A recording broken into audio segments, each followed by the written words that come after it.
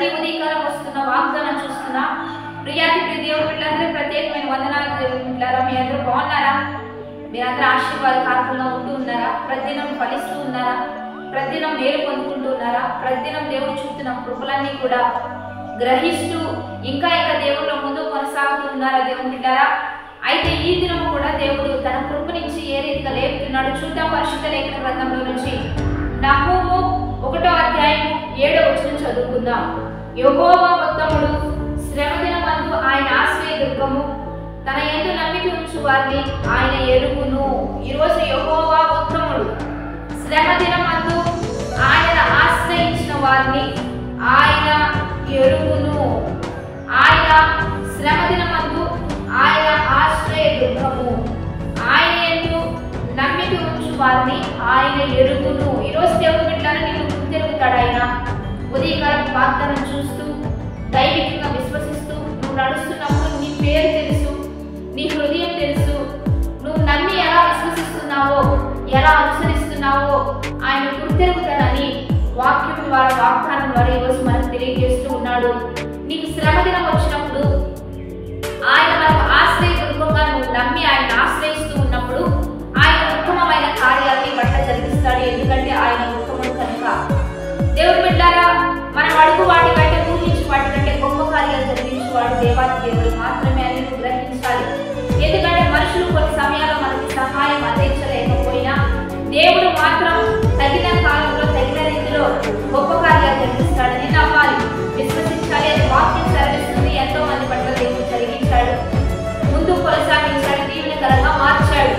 అందుకనే మొదట ఆయన నీతిని, రాజ్యాన్ని వెతుకుతూ ఉంటే అవన్నీ కూడా మనకు అనుగ్రహించబడుతూ ఉంటాయి. కనుక ఆయన రాజ్యాన్ని ఎవరైతే వెతుకుతూ ఉంటారో, ఆయన నీతిని అనుసరించి ఎవరైతే నడుస్తూ ఉంటారో, మీ పరలోకమందున్న మీ తండ్రి మీకు ఏది అవసరమో, ఎలా అవసరమో, ఎప్పుడు అవసరమో తగిన కాలంలో మీరు రొట్టెని అడిగితే రాయిచ్చేవాడు కాదు. ఆయన మీకు మంచి ఫలాలను మీకు ఇవ్వాలనే ఆయన ఆశపడుతూ ఉన్నాడు. కనుక మీకు అద్భుతమైన కార్యాలు దేవుడు జరిగిస్తాడు.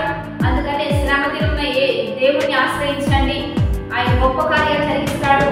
నీ విశ్వాసాన్ని గుర్తెరిగి, నీ నమ్మికను గుర్తెరిగి నీకు బలమైన విధ కార్యం దేవుడు జరిగిస్తాడు. కనుక కృంగిపోక, తొలగిపోక, చేయటానిపోక, దేవుడికి దూరంగా వెళ్ళిపోక, ఇంకా సమీపంగా వస్తూ దేవుడిని ఆశ్రయదుర్గంగా చేసుకున్నాం. ప్రార్థన చేద్దాం. పరిశుద్ధుడా, మహోన్నతుడా, గొప్ప దేవా, ఈ దినం మీరు మాకు ఇచ్చిన బలమైన వాక్ వచనాలు బట్టి నీకు మహిమ.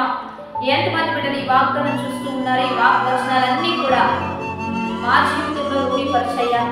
ఎంతమంది శ్రమ దినంలో నీ యొద్దకు వస్తున్నారో ఆశ్రయదుర్గంగా మీరు మారండి తండ్రి. ఎంతమంది అయితే వారి నమ్మిక చొప్పుని నువ్వు వెంబడిస్తున్నారో వారి నమ్మికను బలపరచయ్యా.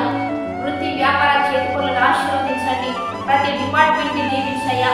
ఎంతమంది ఆర్థికంగా అప్పుల పథకాల్లో ఉంటున్నారో అప్పుల పథకాలన్నింటినీ తొలగించి విడుదల కార్యం జరిగించి ధనానితో నింపయ్యా. ఎంతమంది స్వస్థత లేక విడుదల లేకుంటున్నారో ప్రతి స్వస్థత కార్యం జరిగించయ్యా. ఎంతమంది గర్భఫలం లేక ఎదురుస్తున్నారు నూతన క్రియ జరిగించయ్యా.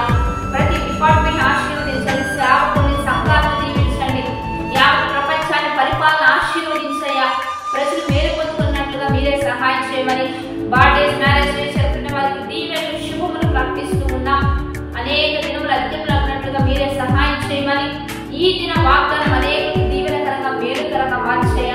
లైక్ చేస్తున్న వారు, షేర్ చేస్తున్న వారు, మంచిగా రిసీవ్ చేసుకుంటున్న వారి పట్ల, కామెంట్ చేస్తున్న వారి పట్ల నీ కృప కాపుదల ఉంచమని ప్రభువైన యేసు నామం పేరట అడిగి వేడుకొని ప్రార్థిస్తూ ఉన్నాము గొప్ప తండ్రి, ఆమేన్. కాబట్టి మంచిగా లైక్, షేర్, కామెంట్ చేస్తూ దేవుని స్తుతిద్దాం. మీతోనే ఉంచుకోవద్దు. 10-20 మందికి షేర్ చేయండి. దేవుని బిడ్డలారా, ఉదయకాలం